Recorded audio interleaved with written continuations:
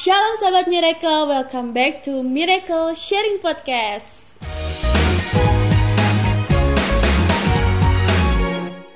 Shalom guys, balik lagi di Miracle Sharing Podcast section ketiga yaitu question and answer. Jadi kita udah kulik-kulik nih tentang Cigledis di section 1, section 2 dan luar biasa banget jawaban-jawaban dari Cigledis. Sekarang kita mau jawabin nih pertanyaan-pertanyaan dari sahabat Miracle di rumah. Oke, Cigledis sudah siap? Siap, baik. Oke, pertanyaan pertama, siapa yang paling berpengaruh nih dalam proses Kak Gledis dalam menemukan Tuhan? Monggo bisa di-sharingkan Cigledis. Kalau siapa yang berpengaruh banyak ya, tapi aku sih selalu merasa ya Tuhan itu sendiri sih, karena sekeras apapun orang coba berusaha bawa aku ke dalam Tuhan, kalau Tuhan gak rindu untuk panggil aku gak akan terpanggil. Betul. Jadi dulu juga ada keluarga, jadi keluarga besarku kan ada yang Kristen juga ya. Di keluargaku tuh ada yang dia kayak pernah kirim kesaksian, dia ngalamin sembuh dari kista tanpa operasi, jadi mukjizat. Terus dia waktu itu kirim kesaksian itu ke aku dan sama Alkitab gitu ya. Waktu itu aku belum kenal Tuhan Yesus gitu. Jadi di situ ketika aku baca kesaksian itu, aku justru merasa kayak apaan sih gitu. Kenapa sih ngirim-ngirim kayak gini ya? Terus sekarang ya aku begitu udah kayak gini aku jadi ngerti sih, oh Tuhan tuh ternyata udah berusaha ketuk pintu aku dari sejauh itu gitu, tapi akunya nggak peka. Jadi kalau ditanya siapa, ya Tuhan itu sendiri sih. Dan ya tentunya kalau manusia banyak ya orang-orang lain, terus termasuk juga Lagi Zoom Kung. komunitas gereja GBI Miracle Service Bali gitu. Udah. Jadi kalau ditanya Tuhan itu sendiri. Oke. Wah, luar biasa teman-teman. Jadi siapa yang paling berpengaruh? Jawabannya adalah Tuhan Yesus itu sendiri. Karena kalau bukan Tuhan yang ketuk-ketuk, pasti gak akan bisa. Betul, Ci? Oke. Pertanyaan nomor 2. Ini sama sih kayak yang section kedua, tapi ada yang ditanya lagi.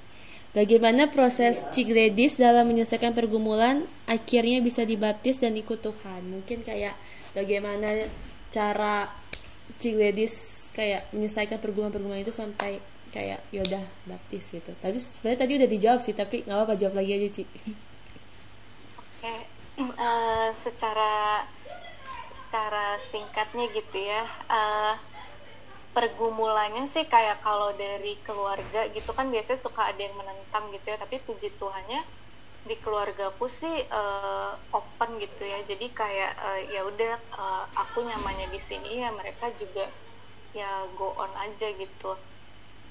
Tapi kalau dari aku pribadi, aku tuh bergumulnya lebih kayak bener nggak ya keputusan ini, karena aku mau ketika aku decide di agama ini aku nggak akan keluar lagi gitu. Jadi no turning back gitu ya. Nah makanya aku kayak bener-bener mau mengerti dulu nih dasarnya aku bener nggak gitu. Terus seiring aku ngikutin dari yang tadinya nggak gereja jadi rutin gereja, dari yang tadinya nggak baca firman jadi rutin baca firman, dari yang tadinya nggak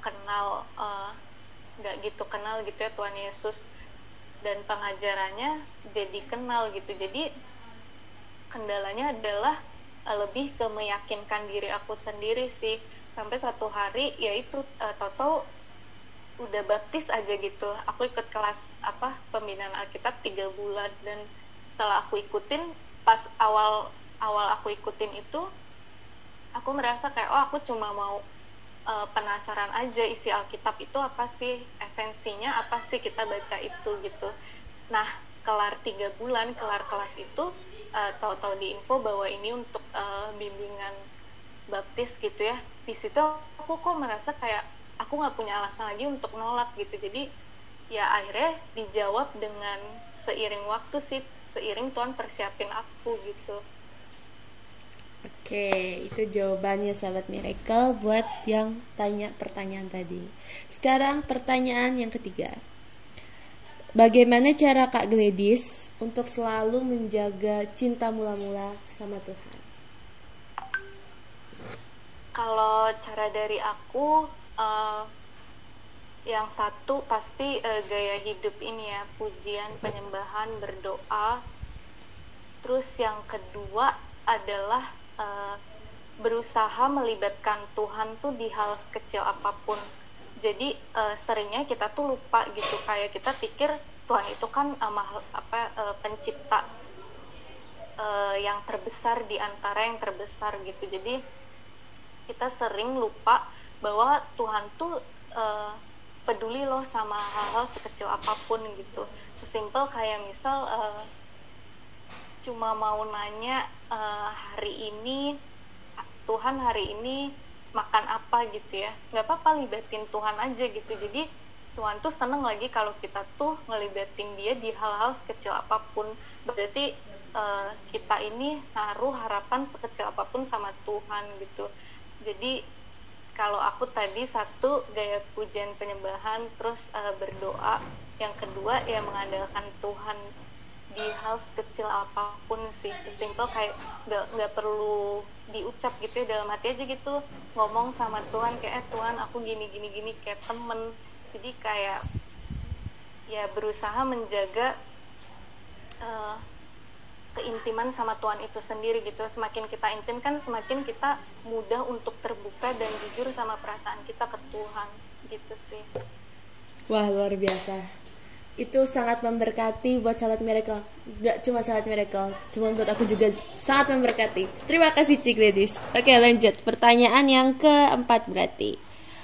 Pengalaman buat Cik Gladys yang paling berkesan sama Tuhan. Karena pasti ada dong kayak satu momen yang kayak ih, Tuhan tuh kayak aku gitu. Kayak intinya kayak luar biasa banget gitu. Apa sih? Kayak boleh dong sharing-sharing Cik?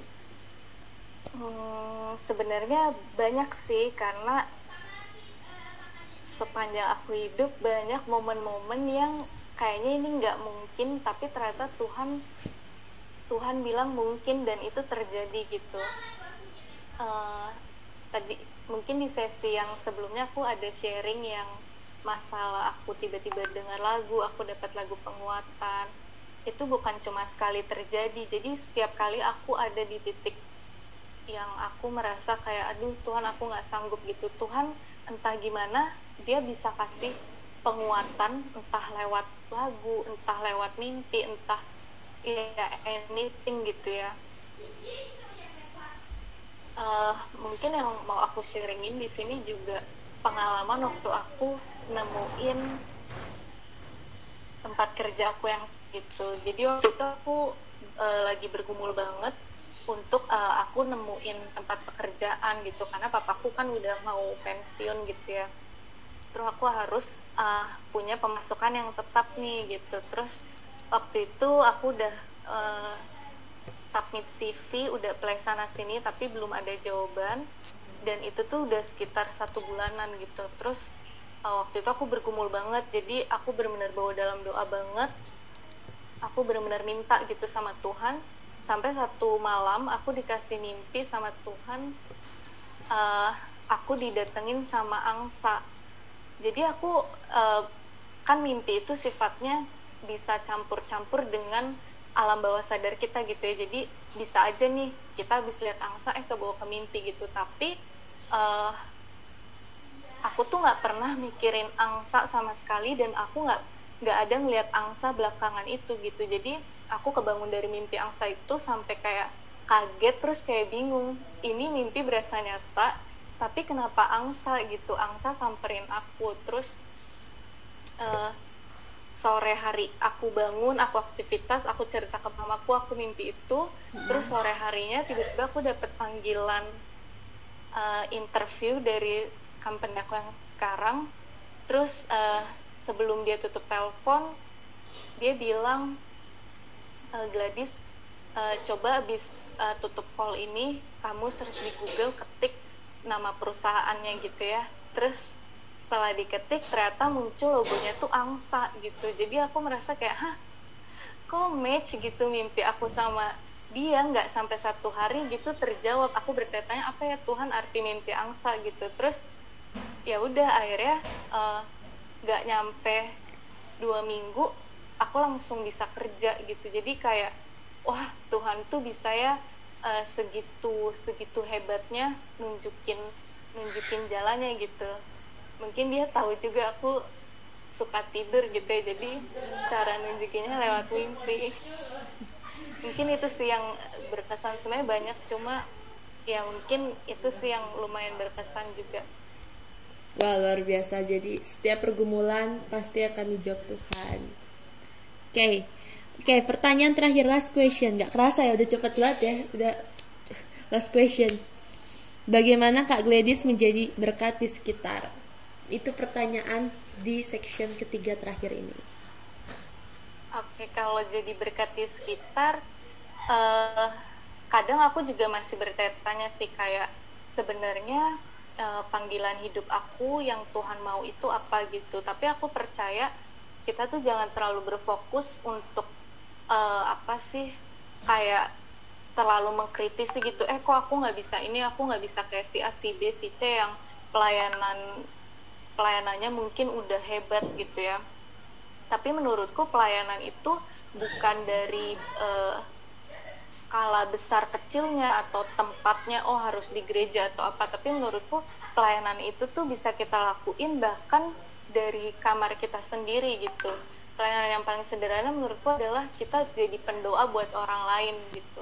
Jadi ketika kita tahu nih ada masalah, ya sesimpel kita lipat kedua tangan kita tutup mata, kita berdoa buat orang itu juga udah bentuk pelayanan gitu. Terus jadi kalau yang aku lakukan yaitu aku berdoa ketika aku tahu ada orang yang lagi mungkin sedang bergumul gitu ya.